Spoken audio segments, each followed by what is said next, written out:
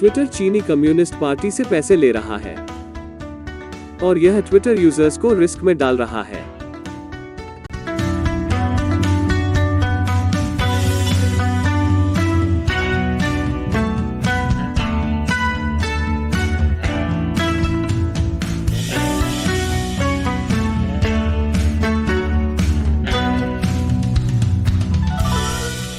आपका स्वागत है। यह एपिसोड सर्फशार्क द्वारा प्रायोजित है।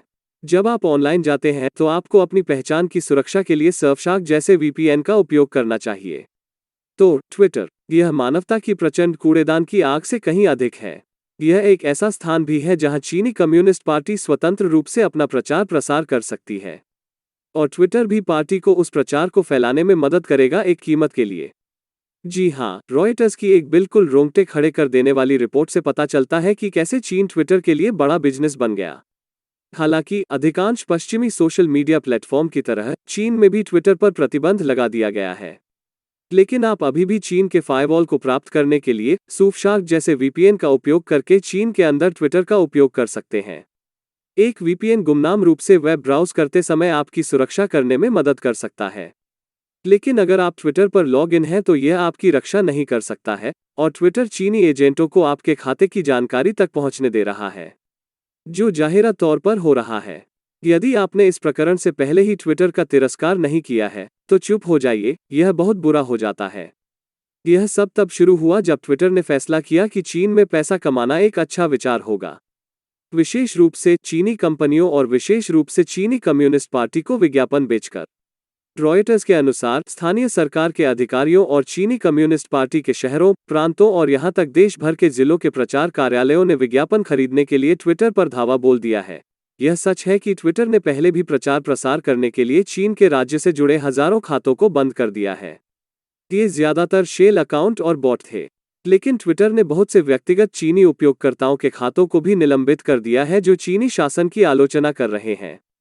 ट्विटर के कर्मचारियों ने चीन के प्रचार तंत्र को अपना संदेश पहुंचाने में मदद की है। उन्होंने कुछ चीनी अधिकारियों को सहायता प्रदान की, जैसे कि उनके खातों की पुष्टि करना और उन्हें संदेशों को बढ़ाना सिखाना। यह संतुलन का खेल है।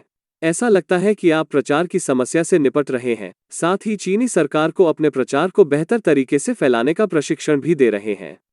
ट्विटर की चीन की बिक्री टीम ने अल्फाबेट के गूगल और मेटा के फेसबुक जैसे तकनीकी प्रतिद्वंद्वियों के साथ विज्ञापन व्यवसाय के लिए प्रतिस्पर्धा करने के लिए अपनी वैश्विक रणनीति के हिस्से के रूप में देश में स्थानीय सरकारों को सक्रिय रूप से आकर्षित किया। ट्विटर ने यह भी स्थापित करने का प्रयास किया कि कंपनी का पहला मुख्य भूमि चीन स्थित बिक्री कार्यालय क्या होगा। हालांकि इसे डेटा सुरक्षा चिंताओं पर 2019 में बंद कर दिया गया था, लेकिन फिर भी उन्हें उस मीठे चीनी पैसे में से कुछ मिला, और कुछ के द्वारा मेरा मतलब बहुत है।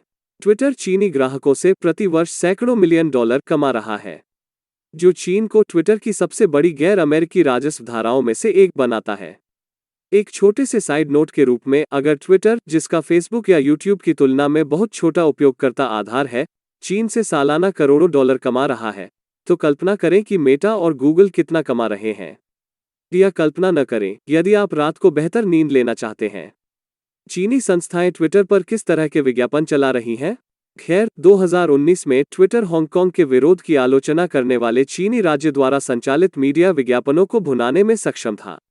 बाद में 2019 में दबाव में ट्विटर ने घोषणा की कि वो राज्य नियंत्रित मीडिया विज्ञापन पर प्रतिबंध लगाएगा, लेकिन तब ट्विटर ने भी अपवादों का एक समूह बनाया, क्योंकि जाहिर है कि वे अभी भी पैसा चाहते थे। यदि वे मनोरंजन, खेल और यात्रा के लिए समर्पित होने का दावा करते हैं तो राज्य द्वारा संचालित मीडिया अभी भी विज्ञापन दे सकता है। और चीनी अधिकारी पर्यटन जैसी चीजों के लिए ट्विटर विज्ञापन खरीदते रहे, भले ही चीन में वस्तुतः कोई पर्यटन नहीं हुआ है क्योंकि महामारी शुरू होने के कारण उनके सीमा नियंत्रण कितने सख्त हैं। लेकिन आप समझते हैं कि ये विज्ञापन वास्तव में पर्यटन के बारे में नहीं है। इस तरह कोविड के प्रकोप के ऊपरी केंद्र वुहान का दौरा करने के बारे में। यह ट्वीट लगभग $300,000 की चीनी सरकारी विज्ञापन खरीद का हिस्सा था। फिर मार्च 2022 में रूस द्वारा यूक्रेन पर आक्रमण करने के बाद ट्विटर ने कहा कि वे उन अपवादों को भी समाप्त कर देंगे। कोई सरकारी मीडिया विज्ञापन बिल्कुल नहीं, सिवाय एक रॉयटर्स की जांच से पता चला है कि ट्विटर ने प्रतिबंध के बाद भी चीनी सरकार और राज्य द्वारा संचालित मीडिया विज्ञापनों को अनुमति देना जारी रखा है। और यहां चीनी संस्थाओं को ट्विटर पर विज्ञापन देने की समस्या है। यह वास्तव में उन चीनी संस्थाओं को उपयोगकर्ता डेटा तक पहुंच प्रदान करता है। एक साइबर सुरक्षा शोधकर्ता ने अनुमान लगाया कि उपयोगकर्ताओं को कस्टम ऑडियंस के माध्यम से जोखिम हो सकता है, एक उपकरण जो विज्ञापनदाताओं को मंच पर अपने लक्षित दर्शकों के बारे में जानकारी की समीक्षा करने की अनुमति देता है। यह एक बहुत ही वास्तविक खतरा है, क्योंकि चीनी शासन ने कम से कम 50 चीनी ट्विटर उपयोगकर्ताओं को उनके पोस्ट के लिए जेल भेज दिया है।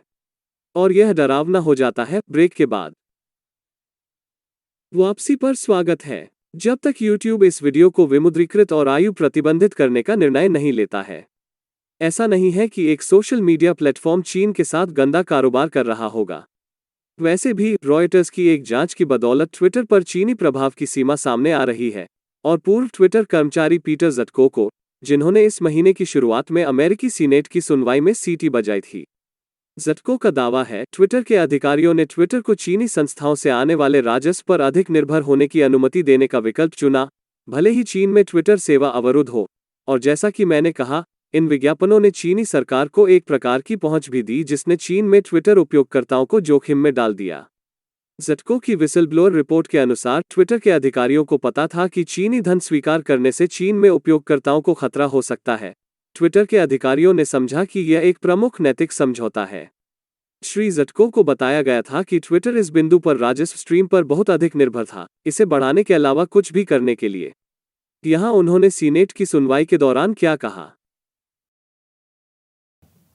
While at Twitter, you raised concerns with their policy allowing Chinese advertisement. What was Twitter's response?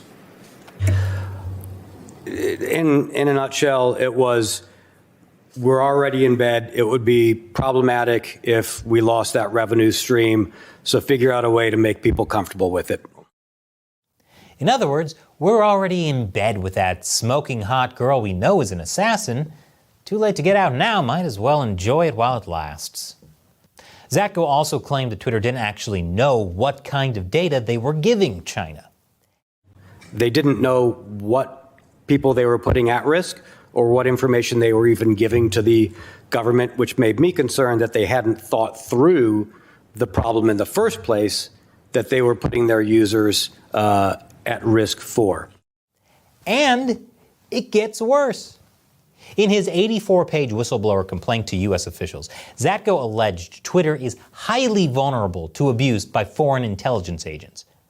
According to the FBI, Twitter had actually employed at least one Chinese agent. The corporate security and physical security team had been contacted and told there was at least one agent of the Ministry of State Security, which is one of China's intelligence services, on the payroll inside Twitter. Twitter allegedly has problems with even identifying infiltration by foreign agents or its own employees. When we did know of a person inside acting on behalf of a foreign interest as an unregistered agent, it was extremely difficult to track the people. There was a lack of logging and an ability to see what they were doing, what information was being accessed, or to contain their activities, let alone set steps for remediation and possible reconstitution of any damage. They simply lacked the fundamental abilities to hunt for foreign intelligence agencies and expel them on their own. विदेशी एजेंटों को जड़ से उखाड़ फेंकने के लिए Twitter में भी प्रेरणा की कमी है। ज़टको ने एक कार्यकारी के साथ बातचीत की जब उन्होंने कहा, मुझे विश्वास है कि हमारे पास एक विदेशी एजेंट है, और उनकी प्रतिक्रिया थी, ठीक है, चूंकि हमारे पास पहले से ही एक है, अगर हमारे पास अधिक है तो इससे क्या फर्क पड़ता है। Real smart Twitter. यह कहने जैसा है, चूंकि हमारे पास पहले से ही बेडरूम में एक हत्यारा है, अगर हमारे पास अधिक है तो इससे क्या फर्क पड़ता है। ज़टको के अनुसार, ट्विटर के लगभग आधे कर्मचारियों के पास उपयोगकर्ताओं के डेटा जैसे फ़ोन नंबर, आईपी पते, ईमेल, उनके द्वारा उपयोग किए जाने वाले उपकरण, उनके स्थान और अन्य पहचान संबंधी जानकारी तक पहुंच है। यह विदेशी एजेंटों के लिए आसान चयन होगा। दूसरे शब्दों में, चीनी राज्य सुरक्षा मंत्रालय के इस एजेंट के पास चीन के अंदर उपयोगकर्ताओं के फ़ोन नंबर और स्थानों तक पहुंच हो सकती है, जो कि चीनी विज्ञापनदाताओं को मिलने वाले से भी अधिक है। लेकिन यह केवल उपयोगकर्ता डेटा नहीं है जो चीन जैसी विदेशी सरकारों के लिए उपयोगी है। ट्विटर के अंदर एजेंट होने से चीनी शासन को यह जानने में मदद मिल सकती है कि ट्विटर की भविष्य की योजनाएं क्या हैं, जैसे कि वह चीनी मांगों के लिए रियायतें देने को तैयार है या नहीं। यह बदले में चीन को विभिन्न प्रकार के राजनीतिक दबावों को जांचने में मदद कर सकता है कि वो क्या चाहता है। जाटको ने ट्विटर के नेतृत्व को अक्षम होने और सुरक्षा से अधिक लाभ से प्रेरित होने के लिए दोषी ठहराया। एक ट्विटर प्रवक्ता ने एक तरह के कंबल इनकार के साथ वापस गोली मार दी। उन्होंने कहा कि सुनवाई केवल इस बात की पुष्टि करती है कि श्री जाटको के आरोप विसंगतियों और अशुद्धियों से भरे हुए हैं। आरोप कैसे असंगत और गलत है? उन्होंने उस पर विवरण नहीं दिया। लेकिन मैं चीनी प्रभाव को अनुमति देने के लिए इसे ट्विटर से आगे नहीं बढ़ाऊंगा। आखिरकार ट्विटर ने कैथी चेन को 2016 में ग्रेटर चीन के प्रबंध निदेशक के रूप में नियुक्त किया। यदि आप विदेशी घुसपैठ से बचना चाहते हैं तो यह अच्छा विकल्प नहीं है। चेन ने पहले पीपुल्स लिबरेशन आर्मी में मिसाइल रक्षा पर शोध करने में 7 साल बिताए और चीन के सार्वजनिक सुरक्षा मंत्रालय के एक संयुक्त उद्यम के सीईओ के रूप में भी काम किया, जो सुरक्षा और संभावित रूप से निगरानी में विशेषज्ञता रखता है। तो संक्षेप में, ट्विटर ने चीनी विज्ञापनों से करोड़ों डॉलर लिए। उन विज्ञापनों ने चीनी उपयोगकर्ताओं को जोखिम में डाल दिया। तब ट्विटर ने आधिकारिक तौर पर चीनी विज्ञापनों पर प्रतिबंध लगा दिया, लेकिन वास्तव में उन्हें दिखाना जारी रखा।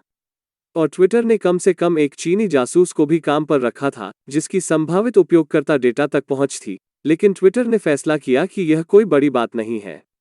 मैं केवल यह सोच सकता हूं कि यूट्यूब और गूगल क्या कर रहे हैं। मुझे यकीन है कि एलोन मस्क शो का आनंद ले रहे हैं। और यह एपिसोड सर्फशार्क द्वारा प्रायोजित है। क्योंकि यदि आप निरंतर निगरानी में रहते हुए थक गए हैं, तो कम से कम आप अपनी इंटरनेट गतिविधि को वीपीएन जैसे सर्फशार्क के साथ छिपा सकते हैं। सर्फशार्क में अचूक एन्क्रिप्शन और सबसे सुरक्षित वीपीएन प्रोटोकॉल है। आईपी डीएनएस रिसाव संरक्षण के साथ सरकार यह नहीं बता सकती है कि आप वास्तव में कहां से जुड़ रहे हैं, और न ही आपका इंटरनेट सेवा प्रदाता, जब तक आप अपने सोशल मीडिया अकाउंट्स में लॉग इन नहीं होते हैं। और सर्फशार्क आप जो भी ऑनलाइन करते हैं उसका लॉग न रखकर आपकी सुरक्षा भी करता है। इसीलिए जब भी आप इंटरनेट पर जाते हैं तो सर्फशार्क जैसे वीपीएन का उपयोग करना अपनी सुरक्षा का एक महत्वपूर्ण हिस्सा है। सिर्फ एक सर्फशार्क खाते से आप जितने चाहें उतने डिवाइस कनेक्ट कर सकते हैं। तो इसे अभी आजमाएं। सर्फशार्क के पास एक विशेष डील है जिसमें 2 साल की योजना पर 83% छूट और 3 अतिरिक्त महीने मुफ्त शामिल हैं। आप केवल $2 और 21 सेंट प्रति माह के लिए अपनी सुरक्षा कर सकते हैं। इसलिए surfshark.com/uncensored पर जाएं और इस सौदे को सुरक्षित करने के लिए अनसेंसर्ड कोड का उपयोग करें।